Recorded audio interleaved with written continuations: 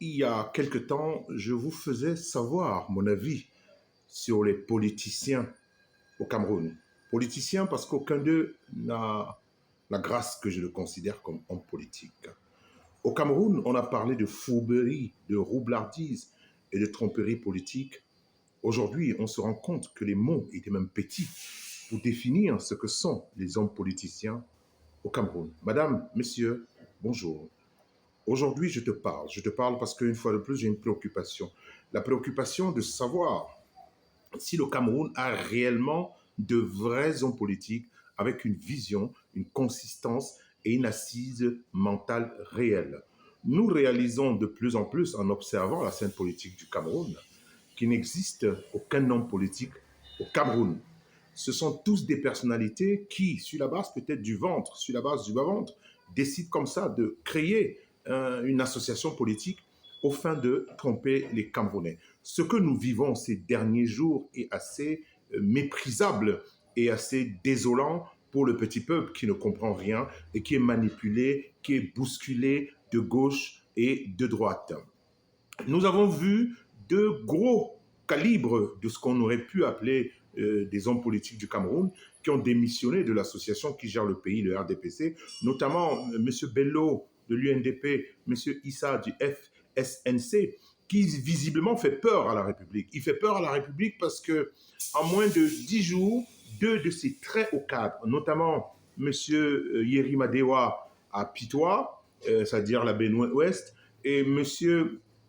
Salmana Amadou à Marois Centre, qui, après avoir démissionné, après avoir été en contact avec les hautes personnalités de la République, notamment le secrétaire général à la présidence, peut-être sur haute instruction de M. Biya, ont décidé, ou alors ont eu la grâce que le Moulinex leur a accordé à chacun un parti politique clé en main. Nous disons, c'est du deux poids, deux mesures. Vous avez les Camerounais à qui l'ouverture d'une association politique est refusée. Vous avez les Camerounais qui, par le miracle de la signature, en quelques jours, arrivent à obtenir leur association politique clé en main et avec des consignes claires.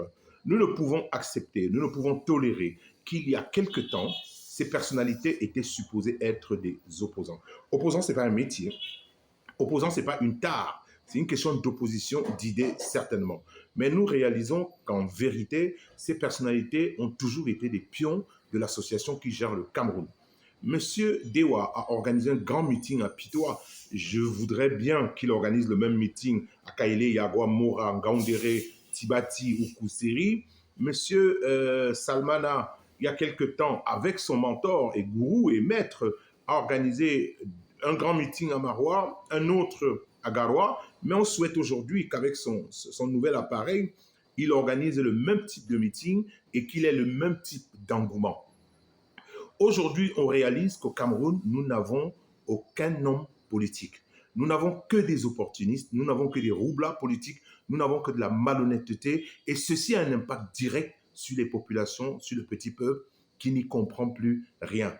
On ne peut pas se lever un matin après avoir été longtemps supposé être des entités en contraire de pensée avec le parti au pouvoir et tout d'un coup, on se lève, on passe à la télé, on annonce à tous nos supposés fanatiques ou partisans que désormais, nous allons soutenir le parti qui gère le pays. Ceci est assez surprenant. En même temps, quand on observe un peu la scène politique camerounaise, on réalise de surprenant qu'il n'y en a pas réellement.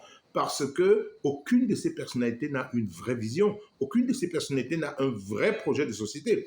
Toutes ces personnalités nous démontrent aujourd'hui que le seul et unique maître du jeu et du temps au Cameroun concernant la politique, c'est M. Biya. Malheureusement, nous nous battons. Nous vous avons annoncé le grand changement qui va venir du Nord. Mais c'est encore les fils du Nord qui se retrouvent à organiser la dissension, la division, la séparation de toutes les voix qui auraient pu aider dans la balance à faire renverser ce régime qui pendant 45 ans a détruit systématiquement tout l'environnement culturel, économique, financier et politique de ce pays par des magouilles, par des menaces, par la terreur. Nous disons à M. Salman, vous êtes dans l'erreur totale. Moi, j'en appelle ce matin à tous les fils et filles du Septentrion de ne participer à aucun meeting organisé par ce monsieur. Nous en appelons à tous les fils et filles du septentrion de ne donner aucun crédit à Yerima Dewa, parce que c'est des personnes qui ont entraîné les populations dans un langage de changement il y a des années. Aujourd'hui, vient nous dire non, on s'est trompé, on s'est rendu compte que oui, il n'y a que les imbéciles qui ne changent pas. Mais l'imbécilité en question aujourd'hui, nous n'allons pas l'assumer. Vous allez assumer cela parce qu'on ne peut pas comprendre, on ne veut plus comprendre, on ne peut pas entendre et on ne veut d'ailleurs plus entendre qu'au Cameroun, un matin, on porte une veste bleue, le lendemain, on met une veste verte en disant non, je suis le même, mais en réalité, la veste verte, en réalité, elle est bleue. Donc, du coup, on embrouille un peu les masses et nous disons ceci doit cesser. Ceci doit cesser et le Cameroun doit changer. Un vent de grande mutation est en train de souffler en ce moment sur le Cameroun. Vous n'allez pas l'arrêter. Vous n'allez pas l'arrêter avec un petit magouille. Que ce soit le ministre de l'administration territoriale qui offre des parties clés en main pour soutenir éventuellement son candidat, c'est son droit le plus absolu, mais il devrait être impartial. Je pense que l'administration territoriale, c'est une entité, une institution qui appartient à tous les Camerounais. Que ce soit le secrétariat général, la présidence, on se permet comme ça de réunir les personnalités de cette association, alors que cette institution, qui est logée dans un bâtiment qui appartient aux Camerounais, devrait normalement être pour les affaires d'État. Ce pays marche décidément sur la tête, ce pays marche sur les fesses. Donc, rien que par cela, nous disons, ce pays doit changer en 2025. Malheureusement, les personnalités qui étaient supposées apporter le changement nous démontrent qu'elles sont des petites personnalités dans la tête, qu'elles n'ont aucune ambition politique réelle, qu'elles n'ont aucune vision politique réelle. Peuple du Cameroun, lève-toi et prends ton destin en main, prends ton destin par le vote. Prends ton destin uniquement par le vote. Chaque voix compte et chaque voix devrait être suivie. Ces gens ne doivent plus nous entraîner dans leur histoire de vente qui les concerne et qui ne concerne que leur famille.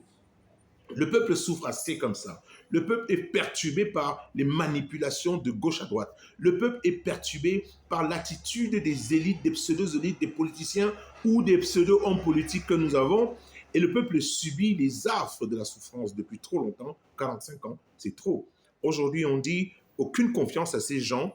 Essayons de nous concentrer.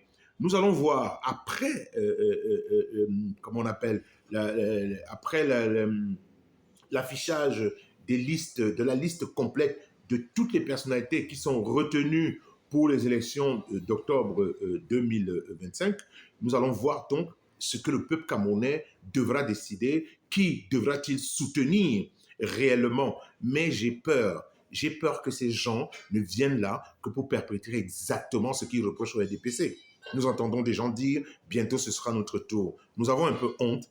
Nous sommes un peu déçus, nous sommes désolés. Mais comme le changement doit arriver, peut-être qu'on va faire comme Monseigneur Yugouda a dit, mettons d'abord un petit diable, le reste nous allons voir.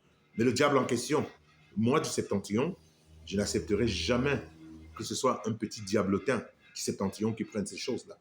Nous verrons bien ce que l'avenir nous réserve, nous verrons bien ce que l'affichage des personnalités retenues nous dira, et en ce moment, on décidera. Mais toutes ces personnalités nous font peur et nous n'avons pas du tout confiance en elles. Voilà ma pensée de ce matin. Camerounaise, Camerounais, je te remercie une fois de plus de m'avoir écouté.